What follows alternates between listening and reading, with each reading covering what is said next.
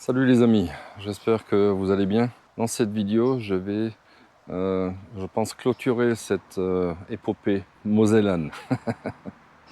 Je te ramène encore, je te ramène où? Je te ramène sur un petit étang.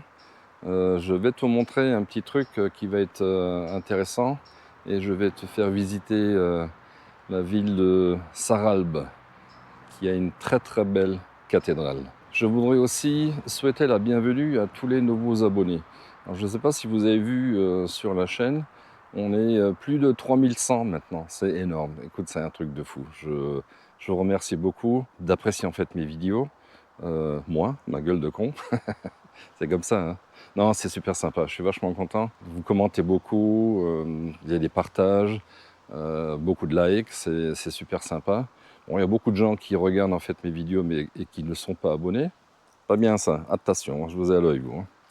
Et voilà, donc ça permet en fait comment dire, de soutenir la chaîne. Ça me permet de, tu sais, avec les tout petits revenus publicitaires que je reçois, ben, ça permet en fait de mettre un peu plus de carburant, de faire 2-3 sorties supplémentaires. C'est pour ça que je vous dis toujours, c'est important de commenter et de liker. Ça me permet de faire quelques voyages ou quelques déplacements supplémentaires pour vous montrer un peu comment ça se passe ici, ailleurs, dans d'autres régions. Donc c'est un soutien. C'est un soutien important, hein. On en a besoin. Vous savez, on est des petits créateurs. On ne touche pas des 100 et des 1000. Hein.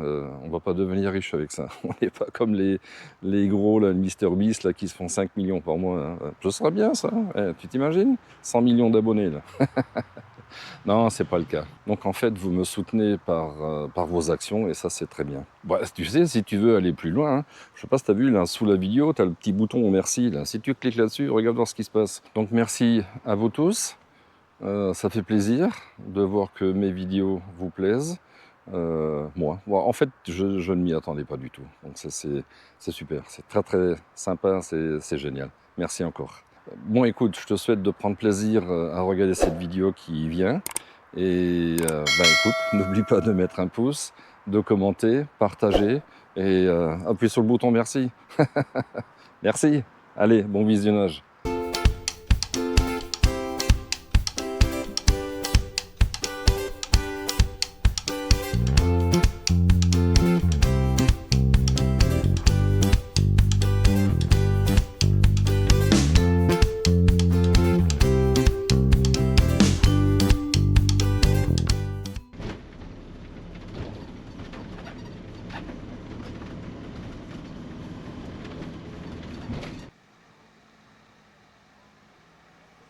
Voilà, ça c'est le plan. Donc nous on se trouve ici. Et donc il y a pas mal de circuits un peu partout à faire autour. Et si tu veux aller un peu plus loin encore, tu as ici, donc tu verras peut-être pas, voilà, l'étang de Farchevillers, les randonnées dans le pays de Frémin-Merlebach. C'est toutes les cités minières dont je t'ai déjà parlé. Et tu vois, nous on est ici. Ça c'est l'aire de camping-car où je vais en Bourreau. Et sinon tu as toute cette région-là que tu peux découvrir en vélo, à pied, en voiture, en camping-car, comme tu veux. Il y a énormément de choses à faire et chaque coin en fait est vachement intéressant et joli. Sur ces étangs, tu as souvent des coins pour pêcheurs. Donc c'est privatif, comme l'étang de Host que je t'avais montré et qui lui fait partie de la ligne Maginot aquatique. Ce sont des ouvrages qui étaient destinés avant la guerre à inonder en fait toutes les parcelles. Il y avait des casemates et des chars qui étaient enterrés un peu partout. Et le but, c'était devant l'avancée allemande, d'ouvrir en fait les vannes, un peu comme ici, mais comme dit, celle-ci n'en fait pas partie. Et ça permettait en fait, ça n'a jamais servi, ça aurait dû permettre en fait d'arrêter l'avancée allemande. Voilà, on connaît l'histoire, on sait ce que ça a donné. Donc ça n'a pas servi à grand chose. On n'a pas trop écouté non plus Maginot à l'époque. Voilà. Il n'y avait plus de sous. Donc tu vois, je pourrais aussi me stationner là-bas. Est-ce que c'est mieux? Je sais pas. Là-bas, il y a les pêcheurs qui font barbecue, qui pêchent aussi, bien sûr. Enfin, j'espère pour eux, en tout cas. Bon, ça m'a l'air bien calme quand même. Il arrive parfois qu'il y ait des jeunes qui fassent un peu... ouais, voilà, qui s'amusent un peu, on va dire ça comme ça. Mais sinon, c'est pas mal. Donc, par contre, si vraiment un jour tu viens ici, ouais, respect des lieux, c'est calme, c'est paisible, et la municipalité, en fait, nous permet de nous garer. En fait, c'est pas une aire de camping-car, hein, c'est une aire en pleine nature, c'est un parking, en fait. Donc, je pense que si on est respectueux, si on n'est pas à 50 ici, ça peut passer. Dès lors que l'on fasse l'imbécile, ben, ils vont fermer, comme pour tout. Et tu vois, c'est sympa. T'as une aire de jeu aussi pour les enfants. Vraiment, tu sais, c'est à la sortie du village que tu vois juste là-haut, là.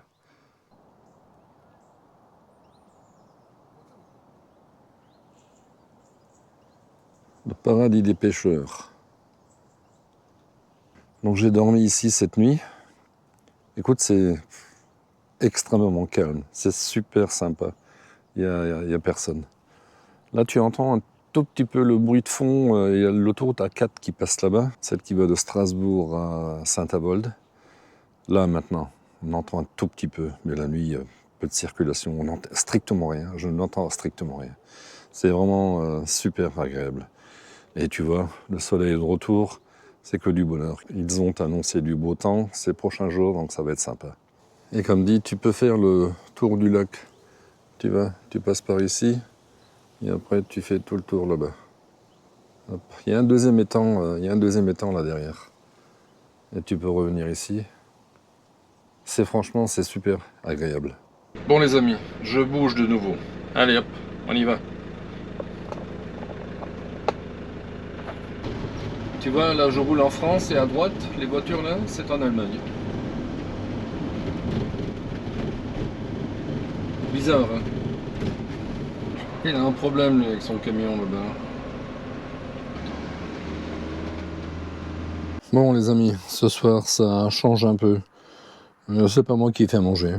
Et j'en profite de manger une bonne pizza pendant que je regarde une petite vidéo là, de La Route sans fin.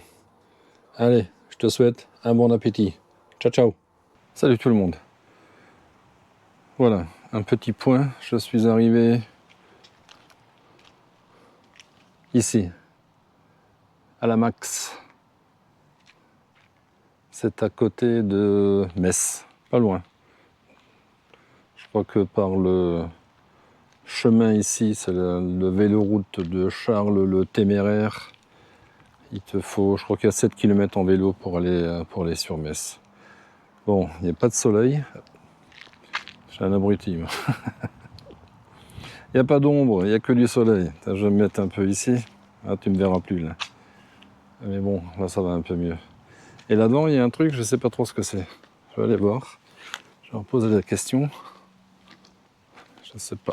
Tu vois, ça a l'air sympa. Je pense que quelqu'un doit vendre quelque chose, des boissons, des crêpes ou des sandwichs ou des choses comme ça. Je ne sais pas. Je ne sais pas si c'est ouvert tout le temps. Quand?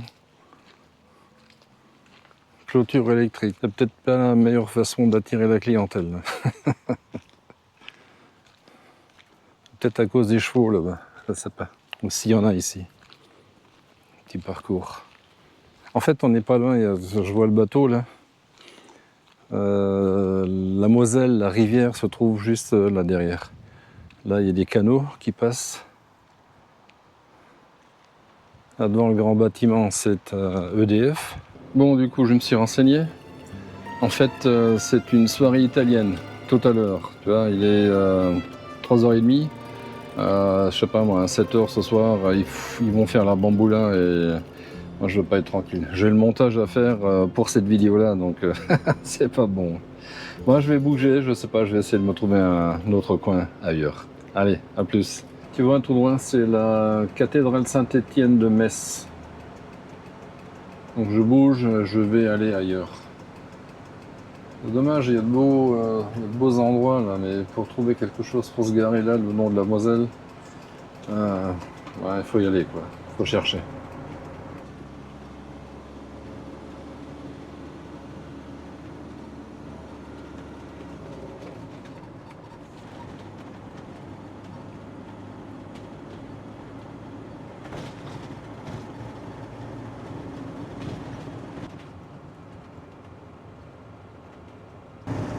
À partir de là, c'est un peu plus étroit. Et on va rentrer dans la forêt bientôt. S'ils n'ont pas mis une barre, parce que je vois ici qu'il y a des barres. Pas cool.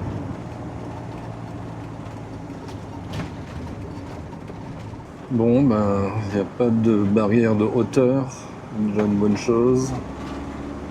Tournez légèrement à gauche, puis votre destination se trouvera sur la gauche. Voilà, c'est là-dedans. J'espère qu'il y a de la place. Voilà, on est arrivé. Je te le montrerai de l'extérieur. Tu vois où je suis garé? Regarde. Bien à l'ombre. Parce que là, ça cogne. Hein. Il fait 32 degrés à l'extérieur. Tu vois, la semaine dernière, on avait, je ne sais pas combien. Bon, en tout cas, ce matin, on avait 14 degrés. Tu vois, là, il fait 32. Bon, je ne suis pas très droit. Je ne sais pas si je vais sortir les cales. Je sais pas, on verra. Peut-être. Vite fait. Tu vois, je suis en train de recharger ma station d'énergie par ma batterie interne. Du coup, j'ai commandé le petit cordon, tu sais, dont je te parlais, là, celui qui va de l'allume-cigare vers la XT90, pour que je puisse recharger en partie lorsque je roule. Là, j'en profite en fait, parce qu'il y a beaucoup de soleil. Les panneaux donnent bien, sauf là maintenant, puisque je suis à l'ombre. Mais la batterie était bien chargée, donc je vais recharger celle-ci avec la batterie interne. Elle prend, comme je t'ai dit, elle prend... Tiens, elle est en train de baisser là. Donc elle a pris 1100 watts, et là maintenant, tout doucement, elle baisse. Et elle va se stabiliser après à 100%. Et moi, demain, quand je bougerai de nouveau, avec le soleil, je vais pouvoir recharger ma batterie interne. Et voilà, comme ça, le cycle est terminé et ça marche très bien. Voilà. Allez, je m'attaque au montage maintenant. Coucou tout le monde. Comment ça va? Je t'emmène avec moi. On va faire les stickers. Tu sais, je t'avais parlé que j'allais me mettre des stickers. Prendre à droite sur rue de Creutzwald, D73. Voilà, donc tu sais où je suis maintenant. On m'a téléphoné là, il y a 10 minutes en me disant écoutez, la production a été plus rapide que prévu. Si vous voulez, vous pouvez venir. J'ai dit le temps d'arriver et je viens. Je suis descendu du lit. Prendre à Et droite sur rue de Creutzwald, zou, D73. je pars. Donc là, je prends la route pour me rendre dans l'entreprise qui va me poser les stickers. Je ne sais pas si je vais le filmer. Enfin, je vais peut-être le filmer pour moi. Je n'ai pas de partenariat avec eux. J'ai payé moi-même ces stickers. Je te dirai combien que ça m'a coûté. Et je te dirai si c'est bien posé. Si c'est mal posé, je vais les détruire. Non, je plaisante. Je te dirai quand même si c'est bien fait ou mal fait. Voilà. Allez, je te prends avec moi. Et ça se passe toujours encore en Moselle. Mais ça va être, il me semble, une des, si ce n'est la dernière série là-dessus. Allez, ciao, ciao. Bon les amis, je suis arrivé dans l'entreprise qui est en train de me poser des stickers. Je vais te filmer un peu comment il procède. Alors tu vois, le problème, c'est qu'il est sale, mon camping-car. Ça fait un moment que je te le dis, et je voulais le laver, mais je ne sais pas où. Je ne trouve pas de station de lavage qui me permette en fait de grimper là sur le toit. Alors bon, voilà, ok. Je peux prendre l'échelle, mais je ne sais pas où. Alors, tiens, dites-moi dans les commentaires, vous qui vivez dans le camping-car. Il me semble que je vous avais déjà posé la question. Donc pas ceux qui ont une maison qui peuvent le laver chez eux, au tuyau, sur votre parking ou dans votre garage. Par contre, les personnes qui, effectivement, n'ont pas de maison, qui sont comme moi, en fait, qui vivent à l'année dans le camping-car, comment vous faites pour laver le camping-car? Dites-le moi. Franchement, ça m'intéresserait beaucoup. Et sans être, comment dire, tu sais, sans se mettre sur un parking du Lidl à sortir, je ne sais pas quoi, un tuyau d'eau ou un truc comme ça. Je veux dire, dans le respect des gens et dans le respect de l'art, on va dire ça comme ça. Allez, je te montre ça. Donc on va poser un sticker ici.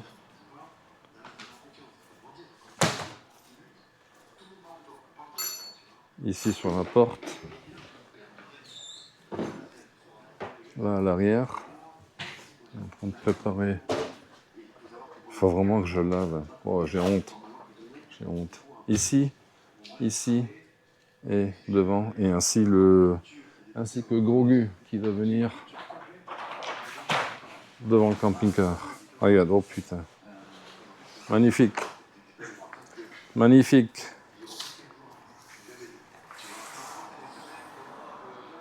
Regarde. Ah, ça va être sympa. Ah ouais, clair. Hein. Je crois que je le voyais un peu plus grand celui-là. Bah après, ils l'ont mis au format par rapport au fichier. Non, il n'y a pas de souci. Pas de Après, souci. si jamais, on peut le Non, refaire. non. Oui, oui, je regarderai en fait, puisqu'il fait 44. Il fait 40. Mais bon, on va déjà voir qu'une fois que c'est posé, ça va être nickel. C'est vrai que quand on reçoit le BAT, moi j'avais mesuré comme ça vite fait à la main. On ne se rend pas forcément compte des tailles, des distances. Ouais, Ouais, on est au 44. ouais, non, mais c'est bien, hein, c'est très très Ouais, très bien. c'est bien. Mais c'est vrai que. Ah, visuellement, c'est trompeur. Ouais, ouais, tout à fait. Ah bah écoute, nickel, regarde ça. Et tu vois, en fait, il est là aussi. Un petit. Ah, il est là-dedans, là. Un petit gros gu. Ah, ça va. Alors tu vois, les mecs, ils coupent au cutter. Et en fait, c'est... Regarde, enfin, je vais vous montrer, hein, parce qu'ils ont une autre technique. C'est avec du fil de coupe, ils appellent ça. Alors, je C'est- connais absolument pas. C'est ce qu'il y a de mieux. Ça, on le prend, on le plie, on tire. Oui, mais attends, Ça attends, découpe. tu as le covering dessus, alors. Ouais, oui, oui, l'adhésif qui tire. Donc ça, c'est en dessous, C'est ça. en dessous du Après, on covering. enlève. L'adhésif, il est découpé, on enlève la partie qu'on veut pas. Et on n'a pas touché la carrosserie avec un cutter. Ah, ça c'est top ça.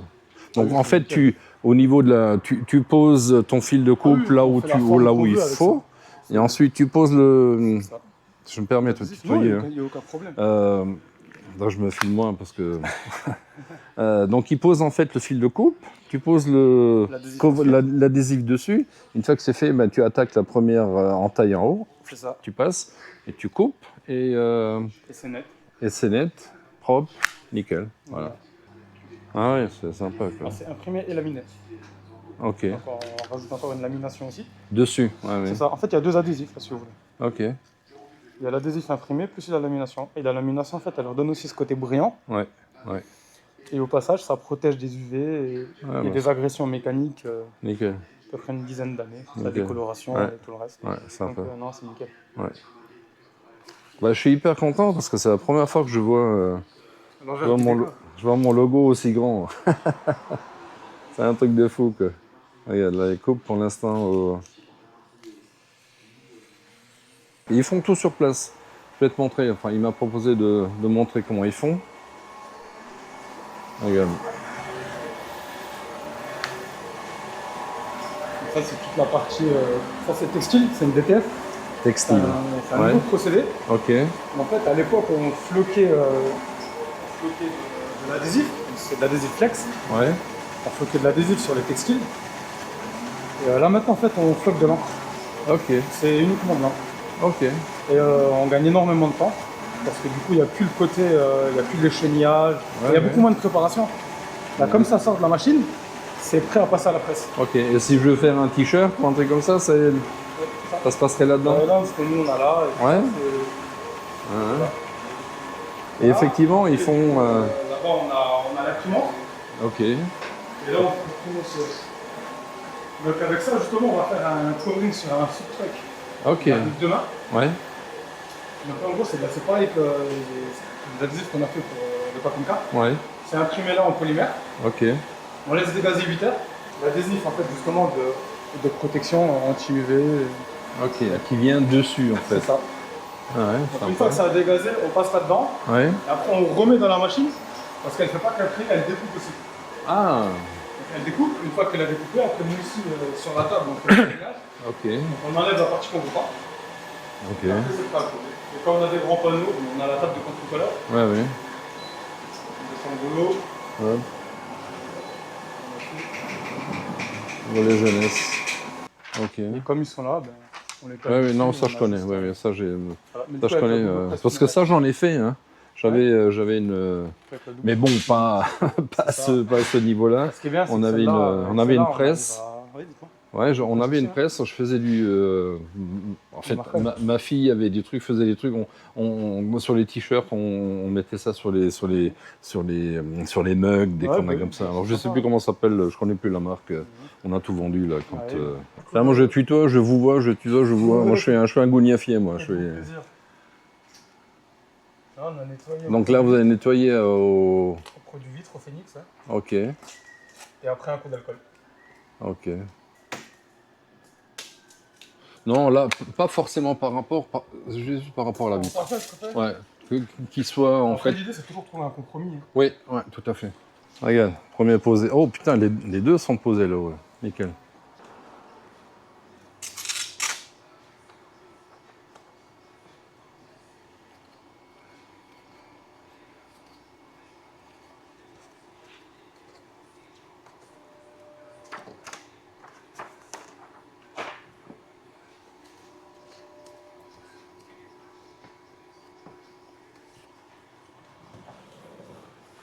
Ah, je suis trop content. Ouais. Parfait.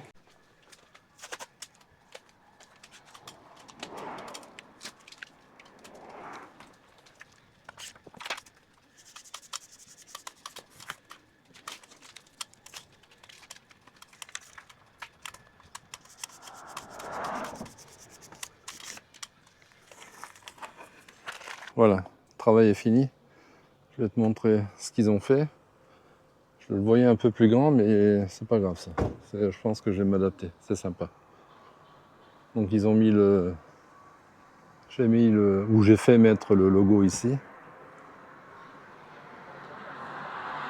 Tiens, j'ai celui-là.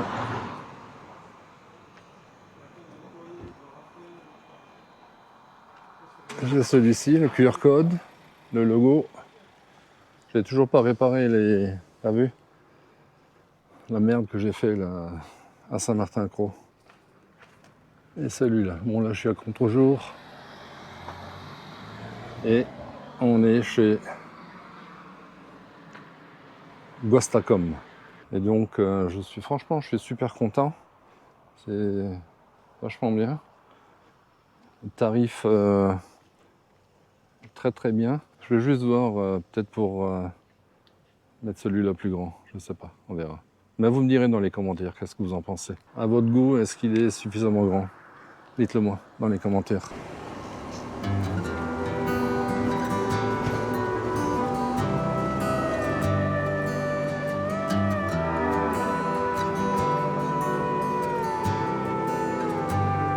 There's somewhere to be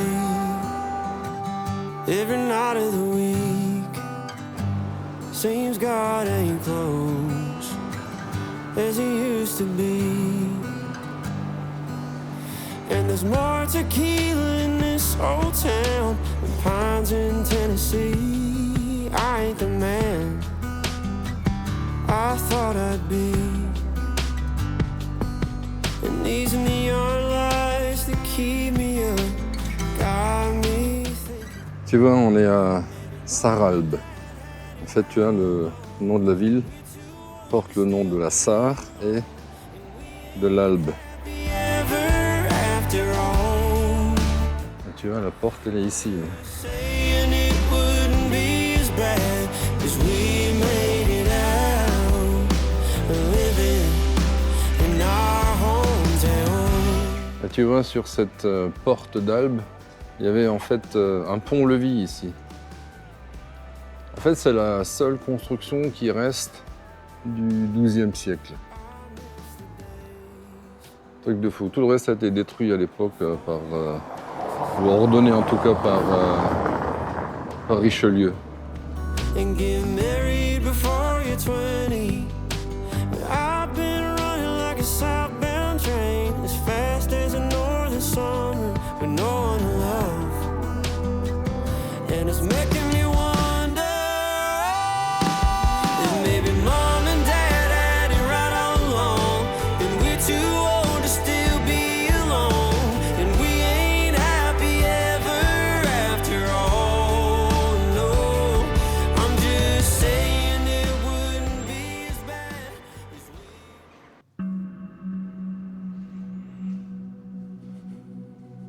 Come thou fount of every blessing,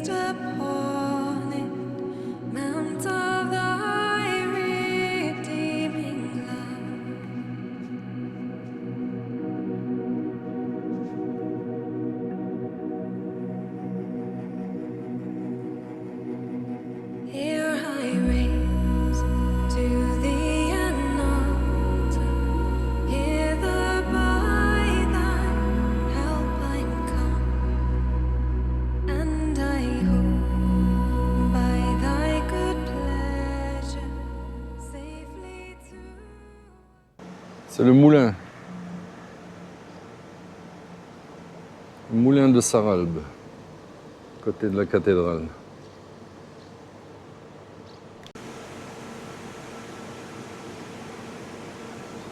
La Sarre, à côté du moulin. C'est ce qui alimente certainement, ou alimentait à l'époque, le moulin. Parce que tu vois, ça coulait là en dessous. Là, devant, t'as les vannes. Et voilà. Drink it. If you find love, don't overthink it. Just find yourself a good one, and don't you let it go. That's what they told. Maybe mom and dad had it right on. Tu vois, je vais vous montrer un truc là. Là, ça, c'est la mairie. Et tu vois là-haut? Là derrière, là-haut, là, sur la cheminée. En fait, c'est un nid de cigognes. Et je ne sais pas si tu le vois, en fait, il est filmé. Il y a une caméra là-haut. Et tu peux suivre en fait l'évolution des cigogneaux et des cigognes sur Facebook. Tu vois un peu? Et tu vois cette grenouille? En fait, il y en a un peu partout dans la ville, dans les fontaines. Il faudrait que je vois si j'en trouve d'autres. Voilà, tu vois, télécigogne. Là-haut sur la mairie. Tu pourras regarder sur Facebook. Too old to still be alone, and we ain't happy ever after all. No, I'm just saying it wouldn't be as bad as we made it out. Staying in our hometown. Et tu vois, ça c'était l'ancienne usine Solvay. J'y ai travaillé aussi, là, 15 jours. Place de la Marine. Je ne sais pas si tu les vois, les cigognes dans le champ. Là. 1, 2, 3, 4, 5, il y en a. Ils bouffent les crapauds. Je t'en parle tout à l'heure des crapauds encore, que j'ai vus. Il y en a plusieurs, même au fond, il y en a là-bas, mais tu les verras pas. Tu vois, quand j'étais jeune, très jeune, je venais ici avec mes parents et on venait se baigner là, dans la Sarre. Le problème, c'est qu'aujourd'hui, c'est interdit. Tu peux plus, même en bagnole, tu peux plus venir ici. Là-bas, tout est interdit. Tu peux pas te baigner, tu peux pas faire de camping, de caravaning, de rien du tout. Tu peux plus rien faire. Voilà. La France ne nous appartient plus. Là, tu vois, à l'époque, on venait se baigner ici. Aujourd'hui, c'est interdit. On peut le droit. C'est privé, je sais pas. Est-ce que ça a été vendu? Est-ce que. Mais voilà, je sais pas. Ben, en fait, la Sarre appartient à tout le monde. Hein. Et apparemment, non. Ouais. T'as vu les cigognes?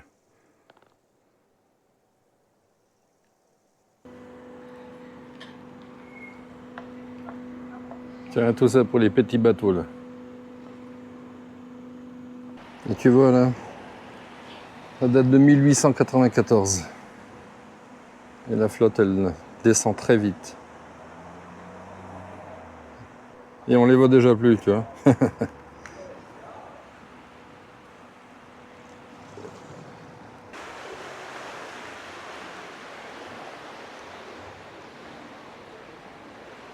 Voilà, la visite de la ville de Sarralbe est terminée. Je n'ai pas trouvé toutes les grenouilles dont je te parlais.